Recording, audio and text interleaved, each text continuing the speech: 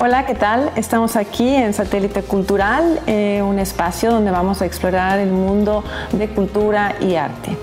En esta ocasión tenemos la presencia de un personaje bastante interesante que viene volando desde Málaga con un montón de piedras, pero por fin lo tenemos aquí en el Centro Cultural. Nos dice aquí en su pequeña biografía, bueno, pequeña pero con mucho peso, que nació en una corrida de toros. Así es que sus padres han de haber estado muy bien plantados ahí en 1957. Su formación con los padres agustinos de Málaga, informático, pintor, escritor, editor, y sobre todo interesado en la cultura y las artes en la provincia de Málaga. Entre su recorrido artístico, él ha expuesto en Europa, África y América, entre otros espacios importantes. Y además, lo último que él inauguró fue en el hall de la Facultad de Derecho de Málaga, un mural de más de 80 metros de longitud. Eso es para nosotros un placer. Aparte de esto, él es director, coordinador del Partido Nacional Andaluz, Somos Andaluces, y recientemente nombrado gerente del Ballet Profesional de Andalucía. Está aquí con nosotros el señor Pedro Altamirano, y aparte, conocido de mí desde hace mucho tiempo y muy buen amigo. ¿Qué tal? ¿Cómo estás? Pues muy bien, gracias por recibirme. Gracias por aceptar la invitación. Y bueno, tienes muchísimas cosas que comentarnos y bueno, no sé con qué podemos empezar, que sea de tu mayor interés, porque tenemos una serie de temas que pudiéramos tocar. Mira, lo más importante es resaltar cómo Málaga, el espacio en el que estamos, en apenas una década ha pasado de casi no existir en el mundo del arte a ser una referencia a nivel internacional. ¿Qué ha ocurrido en la provincia de Málaga? ¿Qué ha ocurrido en Málaga como para que esto ocurra en apenas una década, que en espacio de tiempo es muy poco? Sí. Es poquísimo, ¿no? Y es porque el malagueño, el carácter malagueño siempre es un carácter emprendedor. El malagueño, sabes que somos fenicios, venimos de Tartesos, del Mediterráneo, por tanto olemos el comercio. Málaga ha sido siempre muy importante a través de la historia en el comercio y se le ha sacado rendimiento a lo que hemos tenido en cada momento. Desde la época romana, donde la ley Flavia Malacitana ya nos daba potestad para acuñar moneda propia, para tener nuestras propias leyes comerciales, con el garum de entonces, hasta después las grandes industrias del 19 y hoy la gran industria que hemos vuelto a crear, que es el turismo. Y como el turismo de playa es una cosa que al final depende de muchas cosas, sí, pues se apostó por la cultura como una parte más importante para el turismo, para un turismo de calidad, que no sea el turismo de venir a playa y tumbarte, sino que la ciudad tuviese la importancia de ser visitada como una ciudad de referencia a nivel internacional en la cultura, y se hizo esa apuesta. Esa apuesta comenzó con el Centro de Arte Contemporáneo. Después, importantísimo, la creación del Museo Picasso, que un día traeremos invitado a una persona, a la persona que hizo posible que viniese el Museo Picasso. Y a raíz de ahí fue ya la explosión de Málaga con el Thyssen y ahora que vamos a abrir el de Bellas Artes, ¿no? Entonces, resaltar que hoy los malagueños, gracias a Dios, podemos disfrutar de una cultura de primerísima calidad y que da para programas como este, para tener una hora de esta todos los días. O sea, la cultura de Málaga de hoy te da trabajo para no terminar. Exactamente. Me comentas que estás haciendo en este momento algunas actividades importantes, entre ellas unas conferencias acerca de la generación del 27. Me gustaría un poco ahondar qué es la generación del 97. Muchos de nosotros tenemos grandes lagunas con respecto a la cultura andaluza y sería importante dar esa referencia que yo creo que ha sido el parteaguas para lo que hoy actualmente es España, ¿no? ¿Qué es la generación del 27? Mira, la generación del 27, la cultura tal como la conocemos hoy en España, se la debemos a la generación del 27. Y la generación del 27, curiosamente, nace en Málaga, que es una cosa que es poco conocida, pero es cierta. Nombres como Federico García Lorca, Alberti, Manuel Novilla, Arturo Aguirre, bueno, todo lo que es la generación del 27, García Lorca, sí, eso es toda la generación del 27. ¿Por qué se llama generación del 27? Porque nace en el 27, nace en un homenaje que se hace en Sevilla a Góngora, y ahí se ponen de acuerdo y empiezan a funcionar, ¿de acuerdo?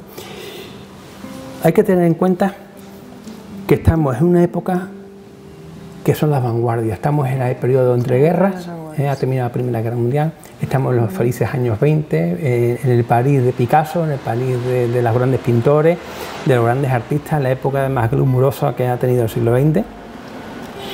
Que estos señores, que hay que tenerlo siempre muy claro, son de familias pudientes, porque si no podrían irse a estudiar a Madrid, se conocen en lo que entonces es uno de los primeros colegios mayores para estudiantes universitarios, que es la Residencia de Estudiantes. Hoy es una fundación importantísima del Centro Superior de Investigaciones Científicas en calle Pinar en Madrid, esta Residencia de Estudiantes, y ahí es donde convergen todos estos genios. O sea, tú imagínate un colegio donde los que están ahí estudiando se llaman Buñuel, Alberti, Dalí, Lorca, toda esta gente. Entonces no nada más se aplica en el aspecto literario, sino también hay áreas plásticas. La generación de 27 va desde la pintura, literatura, cine, música, o sea, todos los componentes del arte. Sí, porque uno puede entender muchas veces, no soy yo la única, a lo mejor que dices la generación del 27, siempre pensamos en el aspecto literario, ¿no? Que siempre son los literatos los que dieron la punta de la lanza para lo más hacer, importante, lo más exactamente, conocido, ¿no? Pero entonces quiere decir que hay muchas más áreas que abarca generación del 27. Por eso, porque hubo una conexión muy importante. Vale. ¿Dónde tiene importancia Málaga? En Málaga hay dos poetas pintores, como yo los llamo, que son Manuel Altolaguirre y Emilio Prados. Estos dos señores se le ocurren coger una imprenta que entonces estaba un poco así, la imprenta Dardo, y crean una revista que se llama Litoral. Litoral. Bueno, ahí la montan, ahí la lían, porque en esa revista escriben todos los poetas del 27, pero ojo, los ilustran los pintores del 27, y tienen conexiones con la música, con pintores y demás. Esa revista hoy sigue editándose en Málaga, o sea, la revista Litoral se sigue editando hoy en su tercera etapa, ¿no? Ha habido 3 etapas en el momento de la historia, fue interrumpida durante la guerra porque se interrumpió todo por desgracia, después se recuperó en los años 50-60 y hoy ya sigue con una revista que es fantástica y recomiendo todo, la revista Litoral.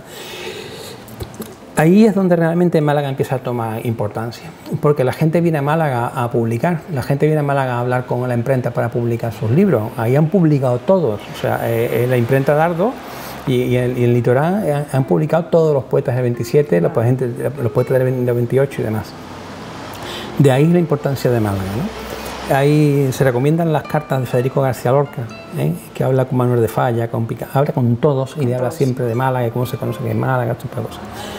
Málaga en el 27, del 27 hasta que comienza la Guerra Civil, podríamos hablar de que tenía ese mismo momento de esplendor cultural que Málaga vuelve a recuperar en estos momentos. O sea, aquello fue posiblemente el germen cultural de lo que es hoy. Málaga dispone hoy, por tanto, del Centro de Estudio de la Generación de 27, dependiente de Diputación Provincial, que recomiendo a todos que se acerquen por ahí a verlo porque es fantástico, la cantidad de ediciones que tiene, la cantidad de bibliografía que se está recuperando, la cantidad de información que se está recuperando de todo lo que fue el entorno del 27. ¿Y cómo pudieras tú aplicar esta generación del 27 hoy en día, ¿no? ¿Por qué viene esta conferencia? ¿Cuáles son las expectativas que pretendes tú lograr para el público en general, ¿no? Primero, dar a conocer la generación del 27 en sí, ¿no? La poesía y la pintura. Porque hoy, los que nos dedicamos también hoy a la literatura y a la pintura, ¿no? Yo sabes que escribo mis libros de poesía, pero pinto también, ¿no? Y eso puede ser una novedad, no lo es, eso ya lo hacían todos los pintores del 27. Esta conferencia que se llama Generación del 27, los poetas pintores, es porque todos los pintores de aquella época, o sea, todos los poetas de aquella época también pintaban. ¿Pero por qué pintaban? Porque es que eran íntimos amigos de los pintores. O sea, las conexiones que se explican en la conferencia de Federico García Lorca con Manuel Ángeles Ortiz o de Manuel Ángeles Ortiz con Picasso, pues está ahí clara. Y cuando empezamos a ver los cuadros de Alberti, de Lorca o de Moreno Villa, y lo llevamos a las vanguardias de esa época en París y Europa, está clara la influencia, así que están pintando lo mismo. ¿Por qué? Porque es que están pintando lo que se pinta en esa época. En esa época.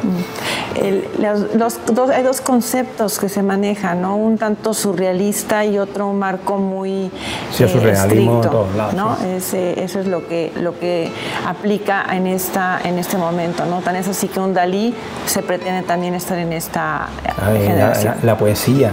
En aquel entonces totalmente surrealista. O sea, es una poesía que rompe con los cuartetos, los octetos y toda esa poesía tradicional que hay, y empezamos a jugar con la poesía, con el verso libre. Una cosa muy importante que tiene el 27 es cómo se utiliza la tipografía de los libros como parte de la propia ilustración. O sea, hay versos que estamos hablando de una época donde se imprimía con la linotipia, o sea, que estaban los tipos que había que ponerlos. Claro, eso era tanta la creatividad que tenían entonces que ya no les valía solamente componer la tipografía, ¿no? Tenían que jugar con los tipos. Con los tipos. Entonces, si ves un libro del 27 de esa época, el simple hecho de abrir el libro y ver cómo se jugaba con la tipografía ya está dándote una creatividad ahí tremenda.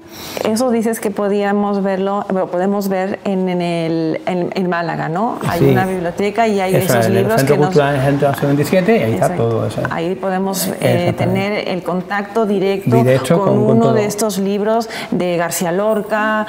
Es más, la imprenta Dardo, que se ha recuperado, que está activa hoy.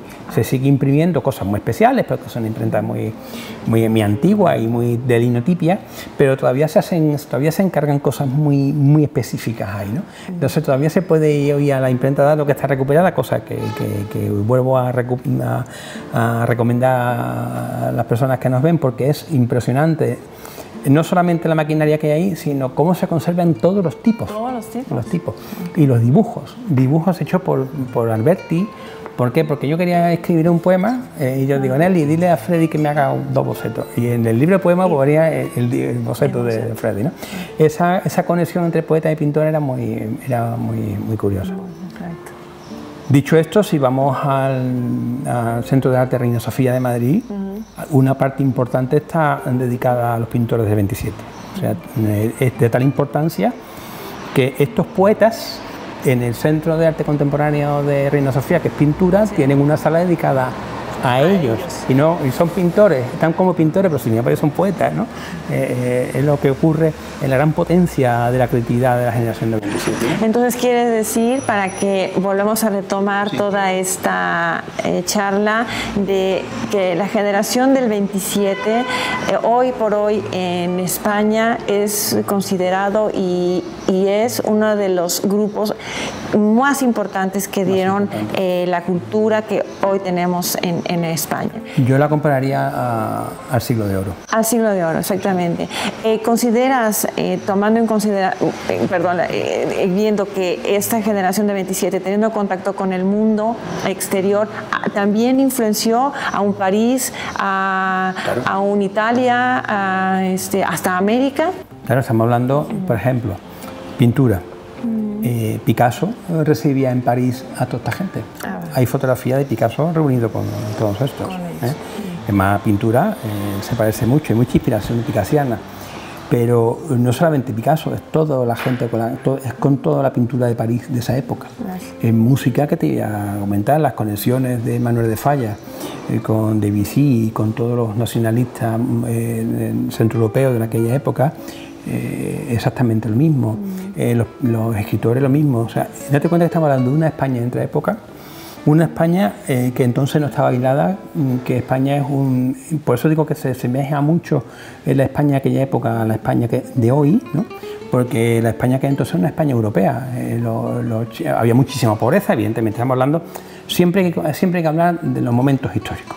Sí, claro. Y la sociedad en los años 20 era la sociedad de los años 20, para bien y para mal. Había mucha pobreza, muchísima desigualdad social y demás. Claro. Y hoy, que hoy no hay, ¿no? Hoy menos. Pero estamos hablando de cultura. Y la cultura española entonces se mezclaba con absoluta normalidad con la cultura europea, sobre todo en el centro neurálgico de la cultura en el mundo de aquella época, que era París. Claro, París, claro. Exactamente. París, allí se veían todo. Entonces, ¿pretendes con esta conferencia estar en diferentes instituciones y espacios para dar a conocer más hondamente a este grupo de la generación del 27? Claro. ¿Cuál es el siguiente punto para dar esta conferencia para que puedas invitar al público en general? En Sevilla, está también contratado Madrid. Estamos pendiendo un poco del tema de las fechas, pero ya te lo mandaré y ya iremos. Bueno, estaremos informando por si a alguien la próxima le apetece. Es en Málaga y la siguiente posiblemente sea en el Rincón de la Victoria. Y pretendemos pues recuperar también un poco lo que es el arte, ¿no? El arte, tú sabes que si después de una conferencia, una tertulia, no terminamos tomando una copa, es que no estamos haciendo nada. Es que no estamos haciendo nada. Entonces, es muy típico de nosotros, ¿no? Hay que tomar después de una buena charla, una buena copa. Entonces, bueno, invitamos a todo el público en general que nos esté viendo en este momento las siguientes conferencias y, bueno, estaremos informando para que sigamos tu ruta de estas conferencias. Y, bueno, paralelo a esto, yo quería hacer una pequeña observación porque te han nombrado gerente del ballet, ¿no? de Málaga. Quisiera nada más brevemente que nos dijeras por qué el motivo de este ballet y para que nosotros podamos entender el meollo de esto. Bueno, en Andalucía, hasta ahora, cuando se habla de arte y de danza, siempre tenemos en la cabeza al flamenco. Que el flamenco que está considerado como un bien de lo universal, un bien cultural universal. Claro. El flamenco es... flamenco. Hablar de flamenco no va a perder el tiempo en la importancia que tiene para la cultura mundial y universal. Pero cuando tú tienes una parte de la cultura tan potente, con tantísima personalidad como el flamenco, muchas veces tapa lo demás, ¿no? Entonces, por ello en Andalucía la danza clásica es tan difícil de poner al mismo nivel, ¿no? Claro. ¿Qué se ha pretendido cuando se creó el Ballet Profesional de Andalucía? Que lo dirige Antonio Morales, un señor de danza con un currículum extraordinario, malagueño, está con 8 actos, o sea, que de muchísimo nivel. Pues empezó a trabajar en el tema de poner en Málaga una escuela, una danza, o sea, un ballet profesional y escuela de danza para que los malagueños y malagueñas pues pudieran empezar a introducirse en el mundo de la danza como complemento al flamenco. O sea, hablábamos antes de la importancia que tiene desarrollar cualquier actividad del arte con una buena base, ¿no? Sí. Entonces, la danza clásica no puede competir nunca con el flamenco, sino todo lo contrario, es la base que puede potenciar y puede elevar todavía más el nivel del flamenco. Vale. En ese sentido, pues se ha estado un par de años trabajando y ha llegado el momento de dar ese impulso, llevar el ballet a cuotas más altas, que tenga el mismo nivel que está en Málaga, por ejemplo, ahora la Filarmónica o que está en los museos, que Málaga en pocos tiempos también sea un referente en cuanto a la danza. Y en eso estamos. Tengo el enorme orgullo de que los responsables del tema hayan hablado conmigo para darme esta responsabilidad. Estamos ahora mismo, esto es muy reciente, estamos ahora mismo este verano pues planificando un poco a ver cómo lo hacemos. Yo estoy muy ilusionado porque la danza con este grupo de profesionales que son fantásticos. El concepto que se tiene de danza es una danza clásica pero moderna, no es la clásica, es una danza moderna, muy minimalista, dinámica y puede ser muy atractiva para todo el público. Muy atractiva, hacer llegar al público en general la danza clásica desde una perspectiva más entretenida, más contemporánea, más minimalista, más impactante, con los escenarios típicos en negro y con juego de colores y con una danza muy súper moderna. Y digo que el plantel es extraordinario y bueno, espero que pronto tengamos algo aquí también. Por supuesto, aquí porque está, son extraordinarios. Aquí está, bienvenido, ya sabes que el espacio es para eso. Y bueno, estoy muy emocionado porque mi idea es que el año que viene, la próxima temporada en Málaga, ya podamos tener un par de conciertos con la Filarmónica y tiene lo que es el sumum del arte, que es la danza con una orquesta sinfónica tocando en directo. música contemporánea, porque eso escénicamente es tremendo. El proyecto es muy ambicioso, pero bueno, los retos grandes son los que más son los que valen. Los que valen la pena, ¿no? Claro que sí. Pues me da muchísimo gusto por todos tus logros. La obra de Málaga, ¿cómo sigue? Muy bien, bueno. Cada vez más leída. Y muy bien, fantástico. También nos invitamos a surfear ahí en la obra de Málaga, que tiene la actualidad de todo, más cultura, pero sí. sobre todo cultura, que ese es nuestro tema a tratar siempre entre Pedro y aquí el Centro Cultural. Muchísimas gracias y bueno, te agradezco. Hasta la próxima. No estamos nada más en este momento, sino que sean subsecuentes, seguir con más charlas y seguirte el paso de los avances que llevas en tus proyectos. Estupendo. Muchísimas gracias, Pedro. Gracias. Hasta luego, gracias.